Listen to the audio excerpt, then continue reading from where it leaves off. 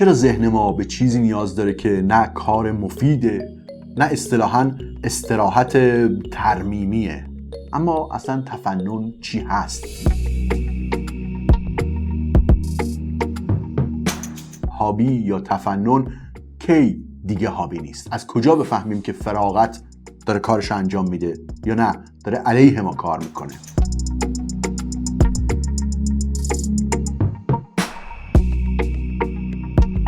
به بیان ساده، اگه فراغت فقط برای احساس نکردن باشه دیگه فراغت نیست، مسکنه، مخدره.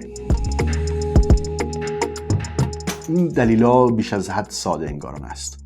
حقیقت ناراحت کننده تره. گفتم تفنن و هابی میتونه تبدیل بشه به یه فرار دائمی.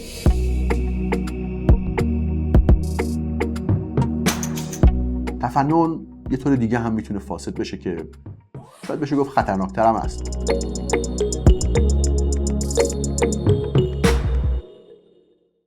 همه از این روزا داشتیم. روزایی که اگه از بیرون نگاهش بکنیم میبینیم همه چی خوب پیش رفته. ایمیلامو جواب دادم، تسکا و کارا رو تکمیل کردم، هدفهای روزم تیک خورده. اما باز شب آخر وقتی همه چی تموم شده یه حس عجیبی برای آدم میمونه. نه خستگیه، نه استرسه، نه ناراحتی و غمه. حس واضحی نیست. انگار بیشتر شبیه یه خلأ آروم و بی سر و صداست. حس شبیه به این که این روزی که گذشت کار خودش انجام داد، اما من نه. شاید فکر کنیم که این فرسودگیه یا برناوته، کار زیاد و فشرده و اینا فرسوده شدیم. شاید فکر کنیم کم خوابیه و باز همون فکرای قبلی به ذهنمون بیاد، نیاز دارم استراحت بکنم. اما اینا هیچ کدوم دقیق نیست. استراحت هم انگار جواب نمیده. چیزی که اذیت میکنه این نیست که زیاد کار کردیم، یه چیز دیگه است. این که انگار هیچ کاری در طول روز نبوده که فقط به خاطر خودش انجام داده باشیم. همه چیز یه دلیلی داره. همه چیز برای یه هدف مشخص و مهمیه. هیچ لحظه‌ای نیست که فقط برای خودش باشه. اگه هیچی تو زندگی برای خودش وجود نداشته باشه، زندگی ما دقیقاً برای چیه؟ قبل از اینکه پیشتر بریم، ازتون دعوت میکنم کانال یوتیوب پرسه رو سابسکرایب بکنید. میتونید تو قسمت ممبرشیپ عضو بشید و اینجوری مستقیما از من حمایت بکنید. همینطور لینک‌های حمایت مالی رو توی توضیحات ویدیو هم میذارم. مرسی.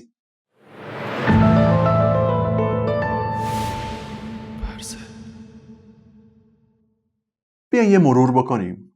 کار میکنیم، برنامه ریزی میکنیم، نرم یه پیشرفتکی میکنیم، ارتقایی، مدرک درسی، رشد شغلی، حقوق یه نمه بیشتر. حواسمون هست که ابزارهای درست استفاده بکنیم، کارهامون رو بهینه سازی بکنیم، برنامه ریزی رو فراموش نکنیم. اما یه اتفاق عجیبی هی تکرار میشه. با اینکه نقشه ها و تلاش ها در حد مقدورات داره جواب میده و تلاشمون هم برای خودمون معنی داره، اما باز احساس میکنیم که یه چیزی کمه. یه چیزی هم هست که نمیشه به این راحتی براش اسم گذاشت. نه افسردگیه، نه مثلا یک بحران وجودی دراماتیکه. بیشتر انگار یک بیوزنیه، یه آویزون بودن بیدلیل. چرا؟ شاید چون بیشتر روزای ما طبق یه قانون نانوشته حول یه منطقی میچرخه. منطق کاربرد، منطق بهینه بودن. هر کاری باید یه توجیهی داشته باشه، هر ساعتی مشخص باشه که مال چه کاریه. حتی استراحت هم با همین منطق برامون تعریف میشه. استراحت به هدف اینه که فردا بهتر کار کنم. تفریح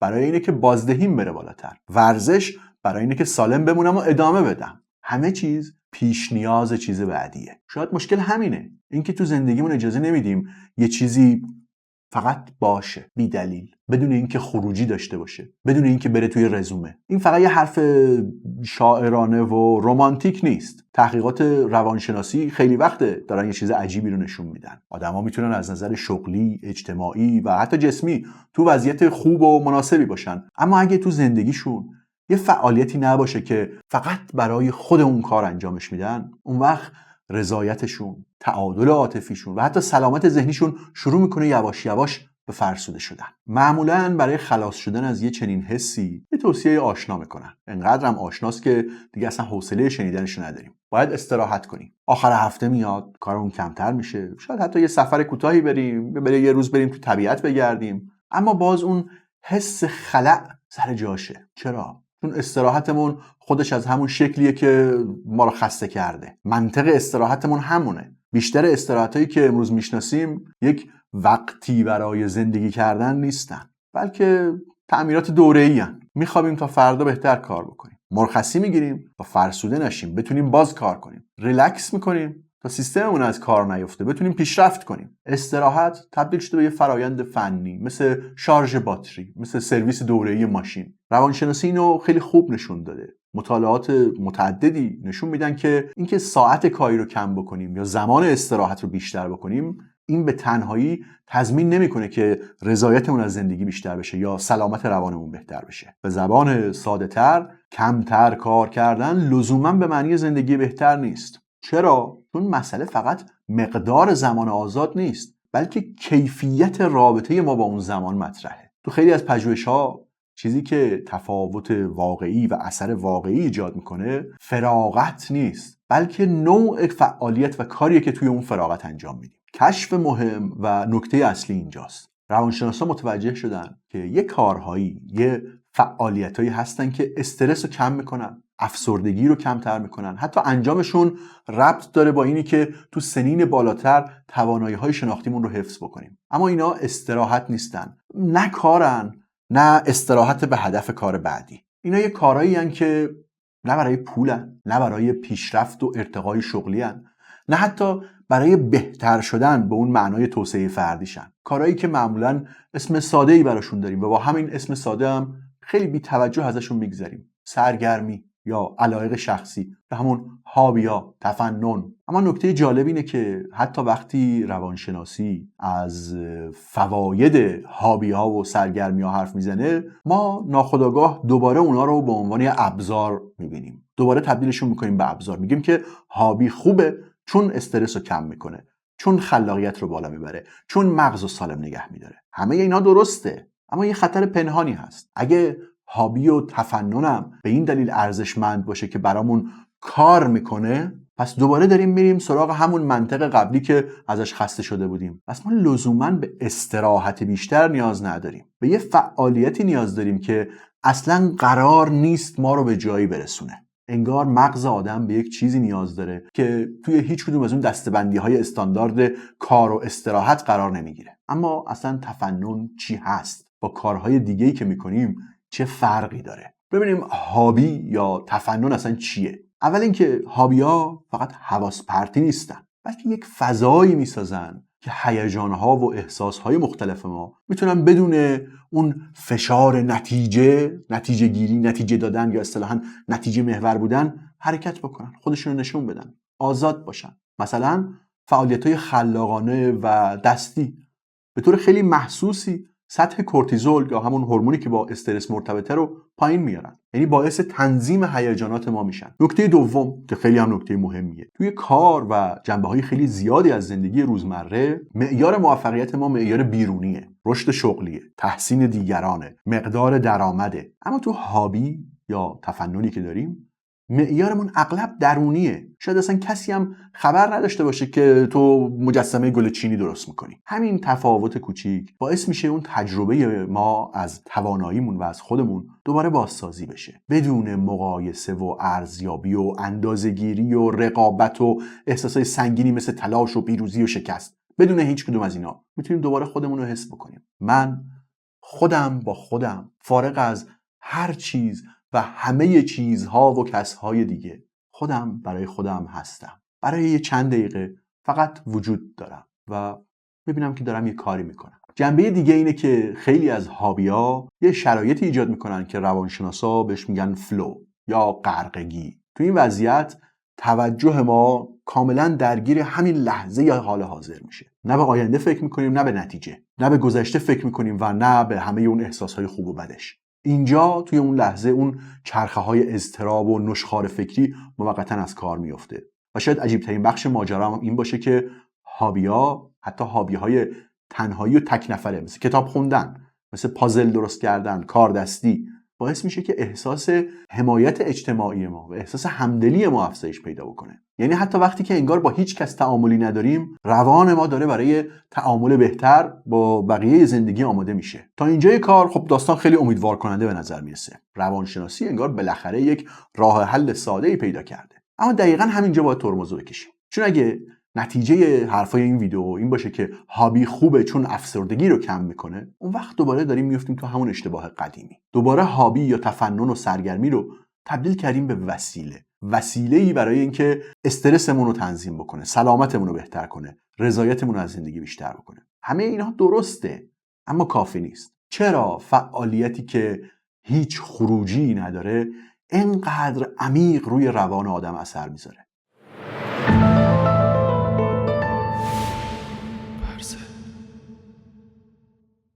چرا ذهن ما به چیزی نیاز داره که نه کار مفیده، نه اصطلاحاً استراحت ترمیمیه؟ اینجا باید یک کار عمدن غیر عادی بکنیم. شاید اهمیت هابی‌ها این نیست که برای ما یک کاری میکنن. شاید هابی مهمه چون قرار نیست کاری بکنه. این جمله رو اگه جدی بگیریم انگار با یک بخش بزرگی از منطق زندگی روزمره‌مون ناسازگاره. اما برای اینکه بفهمیمش باید یه لحظه از زبان روانشناسی، از حرفای روانشناسی که تا حالا شنیدیم بیایم بیرون و یه جور دیگه بهش فکر کنیم، با یک زبانی که کمتر باش حرف میزنیم، با زبان فلسفه زندگی. تو فلسفه کلاسیک زندگی واقعی تو اوقات اصطلاحاً فراغت اتفاق میفته، نه تو ساعتهای کار. توی فعالیتایی مثل تفکر، مثل موسیقی، مشاهده طبیعت، یادگیری بی هدف، تمرین یک هنری یا مهارتی. تو فلسفه کلاسیک اینها نمونه‌های یه زندگی خوبن، نه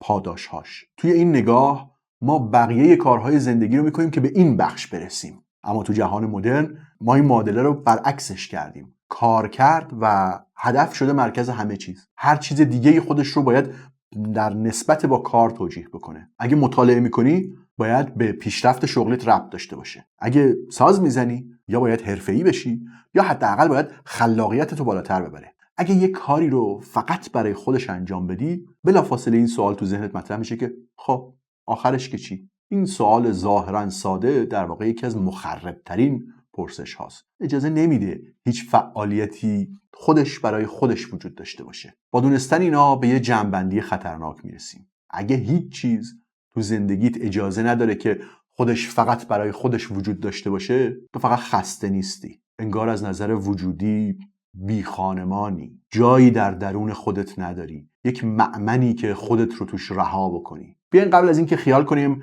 هر چیزی که اسمش هابیه نجات بخش و شفاست، با یک حقیقت ناخوشایند دیگه هم روبرو بشیم. اینکه حتی فراغت و هابی هم میتونه خراب بشه، فاسد بشه. حتی فعالیت بی هدف هم میتونه به یک شکل‌های تازه‌ای از فرار کردن یا وسواس یا نمایش تبدیل بشه. و حالا چون نمیخوام این ویدیو تبدیل بشه به یک دعوت رمانتیک و ساده لوحانه به سرگرمی و هابی، باید با سوال بعدی سر و کله بزنیم. هابی یا تفنن کی دیگه هابی نیست؟ از کجا بفهمیم که فراغت داره کارش انجام میده یا نه داره علیه ما کار میکنه؟ بیاین یه سوء تفاهم رو همینجا روشن بکنیم. دلیل این که ما امروزه تو زندگیامون خیلی وقتا سرگرمی ها رو از دست دادیم این نیست که تنبل شدیم یا بی‌حوصله شدیم یا تکنولوژی حواسمون رو پرت کرده. این دلیلا بیش از حد ساده انگاران است. حقیقت ناراحت کننده تره. ما هابی‌ها رو از دست ندادیم، بلکه تبدیلشون کردیم به یه چیز دیگه، به یه کار پنهان. تو زندگی این ایام یه اتفاق عجیبی افتاده. تقریبا هر فعالیتی دیر یا زود تبدیل میشه به یکی از اینا. یا میشه محتوا، یا میشه مهارت قابل ارائه، یا برند شخصی، یا نهایتاً چیزی که اسمشو میذارن سرمایه نمادین، یعنی یک اعتباری که من از شناخته شدن و تایید اجتماعی به دست میارم، بعداً میتونه رو درآمد و کارم اثر بذاره. اگر اینا هم نباشه، خیلی ساده هابی تبدیل میشه به چیزی که باید بالاخره به یه جایی برسه. مینویسی؟ چرا منتشرش نمیکنی؟ نقاشی میکشی؟ چرا نمیفروشی؟ ساز میزنی؟ چرا اجرا نمیکنی؟ ورزش میکنی؟ چرا رکوردتو ثبت نمیکنی؟ اینجا مسئله این نیست که این کارها مثل نوشتن، نقاشی کردن بدن یا مشکل دارن. مسئله اینه که اجازه بهشون نمیدیم برای خودشون باشن. باید یه روزی یه جایی کارکرد پیدا بکنن، توی مسیر رشد کاری کمکت کنن، بهت اعتبار اجتماعی بدن، درآمدتو بالا ببرن، حتما منجر به سلامتی و طول عمرت بشن. یعنی دیگه هیچ فضایی وجود نداره که توش یه کاری رو انجام بدی و هیچ کس ازت نپرسه که خب آخرش که چی. برای همین باز دوباره یه قدم دیگه بریم جلو و این سوالو بپرسیم که از کجا بفهمیم فراغت یا تفنن یا هابی داره ما رو میسازه یا داره خودمون رو از ما پنهان میکنه؟ چجوری بفهمیم که فراغتمون فاسد شده؟ تا اینجا بیشتر گفتم که هابی و تفنن داشتن چقدر خوبه و ضروریه، اما یه خطر جدی بالا سر این بحث بوده، اینکه فراغت و هابی رو بی قید و شرط تبدیل بکنیم به یه قهرمان.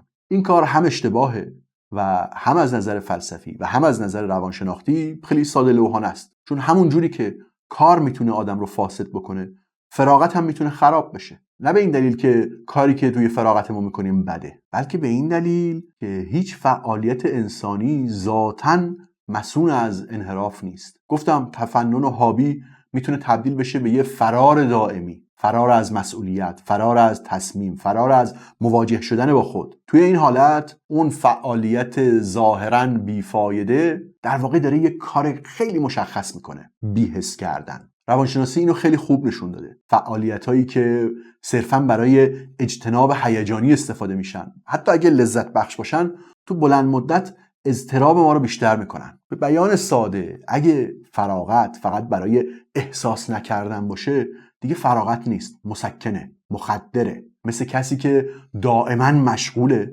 چون اگه یه لحظه بیکار بمونه مجبوره با کلی احساسایی روبرو بشه که سخته براش. نشونش هم اینه که فقط وقتی سراغ اون هابی میره که میخواد یه چیزی رو احساس نکنه. مثلا من ماشین بازم، مدام دارم با اطلاعات ماشین مختلف سر و کله میزنم، یا شاید یه ماشین کلاسیکی هم دارم واسه خودم بازسازی میکنم. آیا این کار و رفتن با اون ماشین کهنه، دنبال قطعه‌های عجیب غریب گشتن یا تو سایت‌های مختلف اخبار ماشینی رو دنبال کردن، برای اینه که به این فکر نکنم که رابطم داره خراب میشه و من میترسم بهش نگاه کنم؟ یا نه، تفنن یه طور دیگه هم میتونه فاسد بشه که شاید بشه گفت خطرناکتر هم است، چون ظاهرش کاملا سالمه. این وقتیه که فراغت تبدیل میشه به وسواس، تمرین بیوقفه، یه پیگیری افراطی، یا به یه عبارت دیگه تبدیل بشه به یه شغل بدون حقوق، یا همون کمالگرایی تو فعالیت‌های تفننی. من نقاشی میکشم، اما اگه به نظرم خوب نشه پارش میکنم، از دست خودم هرس میخورم. یا اگه یه روز باشگاهمو کنسل کنم و نرم، خودمو سرزنش میکنم. روانشناسی هم به ما میگه وقتی فعالیت‌های فراغتی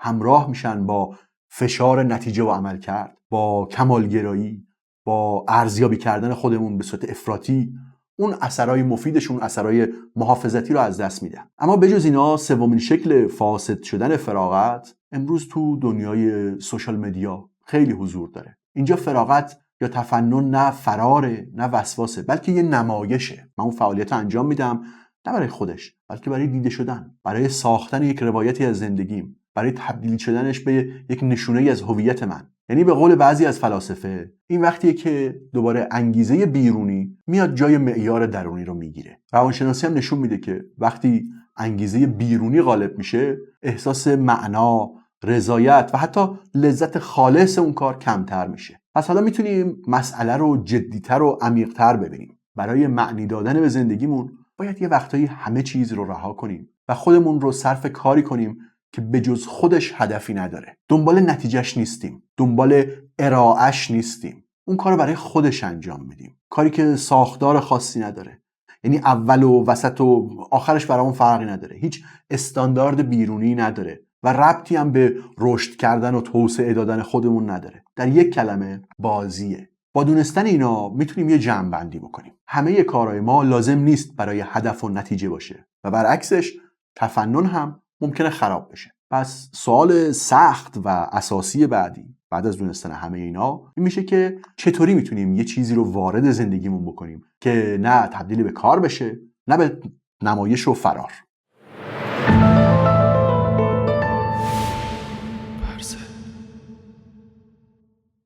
اینجا به عنوان یه یوتیوبر خوب باید شروع کنم از 5 هابی برتر، 10 سرگرمی سازنده و اینا بگم. اما اگه یک چنین لیستی ارائه بدم، تمام این مسیر رو که با هم اومدیم و حرفایی رو که زدم یک جا خراب کردم، چون دقیقاً همون منطقی رو وارد فراغت کردم که قرار بود ازش فرار بکنیم، منطقه بهینه‌سازی. پس بیاین از همین اول یه چیزی رو روشن کنیم.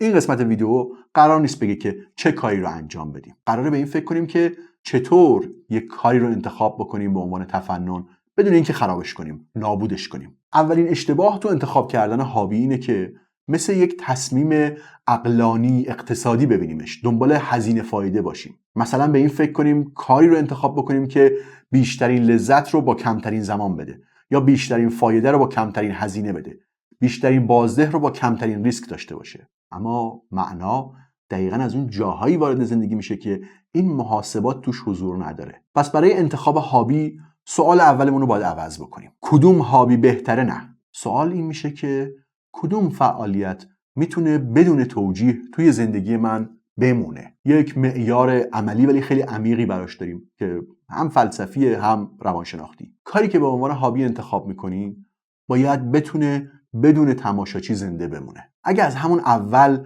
لازمه که دیده بشه، نیاز داری که ثبتش بکنی یا نیاز داری که تایید بگیری بابتش، احتمالاً هنوز نمیتونه به عنوان تفنن وارد زندگیت بشه. مثلا فکر میکنی که من دوست دارم دست به قلم ببرم و بنویسم و بعد میپرسم که کدوم نوع نوشتن بهتره؟ وبلاگ، مقاله، رمان، تولید محتوا؟ این سوال فوراً نوشتن رو میبره به سمت مخاطب، انتشار، اثرگذاری، رزومه. سوال درستی چنین چیزیه: کدوم شکل از نوشتن میتونه توی زندگی من بمونه حتی اگه هیچ وقت کسی خبردار نشه ازش؟ مثلا ممکنه فکر کنیم که خب یادداشت شخصی نه ساختار رسمی داره، نه قرار خوب باشه، نه قرار کسی اونا رو بخونه. اگه فردا هم بگم این نوشتن هیچ فایده ای نداره، بازم دلم میخواد ادامش بدم. این یعنی این کار، این فعالیت میتونه بدون توجیه توی زندگیت بمونه. تحقیقات هم نشون میدن که وقتی فعالیت‌ها و کارها از حالت خصوصی منتقل میشن، تبدیل میشن به حالت ارزیابی، اون انگیزه درونی و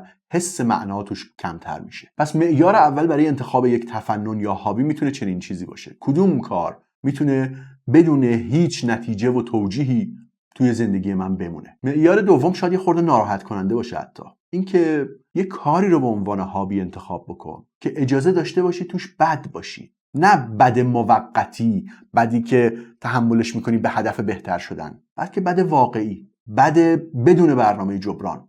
بد واقعی یعنی چی؟ بد واقعی یعنی این که من توی این کار بدم و این مشکلی نیست که بخوام حلش بکنم. بد واقعی یه مرحله‌ای نیست که باید تحملش بکنم تا ازش بگذرم و توی اون کار خوب بشم. یک نقصی نیست که باید اصلاحش بکنم. مثلا نقاشی بکشم که خوب نیست و قرار هم نیست خوب بشه و خوب نبودنش هم اصلا اذیتم نکنه، باهاش همون جوری که هست صفا میکنم. چرا؟ چون فعالیتی که از همون اول تو رو مجبور بکنه خوب باشی جزو همون کارهاییه که سریع گره میخوره به هویتت. میخوای دونده بشی، میخوای نوازنده بشی و این دقیقاً چیزیه که فراغت قرار بود ما رو ازش نجات بده. معیار سوم زمانه، اما نه به معنای وقت آزاد. کارهایی که با تکرار آهسته معنا میگیرن، اینا رو میتونیم به عنوان هابی انتخاب بکنیم. کارهایی که انفجاری نیستن، فوری و هیجانی نیستن، وابسته به یک انگیزه بالا نیستن. اگه چیزی فقط وقتی جذابه که هیجانش بالا باشه، احتمالاً قرار نیست دوام پیدا بکنه. مثلا دو نوع مختلف میشه زبان یاد گرفت. حالا بعداً توی یه ویدیویی جداگانه باید درباره تجربه‌ام از زبان یاد گرفتن بگم، اما فعلا میشه یه نوع انفجاری زبان یاد گرفت. با یه اپ شروع میکنی و هدفت هم اینه که 3 ماهه یا 6 ماهه به یه حد مشخصی از تسلط برسی. هیجان اولیش بالاست ولی بعد از یه مدتی انگیزه افت میکنه و ول میشه. این کاریه که به انرژی بالا وابسته است، نه به زمان واقعی. اما روش دوم یا راه دوم راه آهسته و موندگاره. مثلا اینکه هر شب 1-2 صفحه متن ساده رو توی اون زبان میخونیم که خود اون متن برام جالب. هدفم مسلط شدن نیست، جدول پیشرفت ندارم، میخوام اون متن رو بفهمم. اگه یه هفته جا بیفته کل اون برنامه زبان خوندن من فرو نمیریزه. اگه یه ماه کند پیش بره هنوز زنده است. این یعنی فعالیت یا تفننی که انتخاب کردم با زمان زندگی من مچ شده. و شاید مهمترین معیار که همه قبلی‌ها رو تو خودش داره این باشه که آیا این فعالیت استاندارد درونی داره یا نه. یعنی اینکه بهتر شدن توی اون کار به مقایسه با دیگران بستگی داره یا نه. ربط به این داره که رابطه خود من با اون کار چیه. به جای اینکه نیاز به متر و سنجش داشته باشیم که چقدر پیشرفت میکنیم، باید فقط دنبال این باشیم که آیا خودم هنوز با اون کار کیف میکنم یا نه، خودم هنوز دوستش دارم یا نه. اگه بخوام همه اینها رو توی یک جمله شاید عملی جمع بندی بکنم، میشه گفت که هابی خوب یا تفنن خوب چیزی نیست که زندگیت رو بهتر کنه. چیزیه که اجازه بهت میده یک بخشی از زندگیت از بهتر شدن معاف بشه. اما همه اینا رو گفتم، هنوز یه چیز دیگه مونده. بیایم برگردیم به همون لحظه اول، آخر یک روز موفق. روزی که اگه از بیرون نگاهش بکنی هیچ ایراد خاصی توش نیست، همه چیز انجام شده، کاری عقب نمونده، هیچ بحران فوری وجود نداره. اما حالا میدونیم که اون حس خلأ از کجا میاد. نه از اینکه کم کار کردیم، نه از اینکه بد برنامه‌ریزی کردیم، بلکه از این نکته میاد که هیچ بخشی از زمانت واقعا مال خودت نبوده. تمام روز زمان یا مصرف شده یا آماده شده برای مصرف بعدی. آدم میتونه این وضعیت رو خیلی تحمل بکنه، حتی سالها، اما هزینه داره. این نکته دردناکیه. تفنن داشتن، هابی داشتن یه توصیه مربوط به سبک زندگی نیست. حرفی نیست که خودتو سرگرم کن، حتی اینم نیست که به سلامت روانت کمک کن. تفنن تو معنای دقیقش شاید یک نوعی ادعای مالکیته، ادعای این که یک بخشی از این زندگی مال خود منه، مال خود منه. قرار نیست به کار بیاد، قرار نیست نتیجه بده، قرار نیست چیزی بسازه، قرار نیست تشویق بگیره، خلاصه قرار نیست موجه باشه. اگه هیچ چیزی تو زندگی من اجازه نداره فقط برای خودش وجود داشته باشه، زندگیم به تدریج تبدیل میشه به یه پروژه بیپایان نگه داشتن عمل کرد، نگه داشتن یک تصویر اجتماعی، نگه داشتن اعتبارم، نگه داشتن کار کردم، و تبدیل میشه به پروژه‌هایی که هر چقدرم موفق باشن جای زندگی کردن رو نمیگیرن. زندگی پروژه نیست که بخوایم به نتیجه برسونیمش، قراره وجود داشته باشه فقط به این دلیل که من وجود دارم. این نشون میده که بعد از همه کارها و وظایف و پیشرفت‌ها و همه چیزهای دیگه‌ای که خوب و مفید و ضروری هستن، یه چیزی هم هست که فقط مال خود منه. شما بگین تفننتون چیه؟ امیدوارم این ویدیو براتون جالب بوده باشه. اگر این ویدیو رو پسندیدید ازتون میخوام که اسپانسرشیپ کانال یوتیوب رو ببینید و از این طریق از من حمایت بکنید. همینطور لینک‌های حمایت مالی رو توی توضیحات ویدیو هم میذارم. اگه ویدیو براتون این محتوا جالب بود، پیشنهاد میکنم این ویدیوهای دیگر رو هم که درباره یکی دیگه از مسائل مطالعه کردن ببینید. توی پلیلیست نرمش‌های فکری هم میتونید محتواهای شبیه اینها رو پیدا کنید.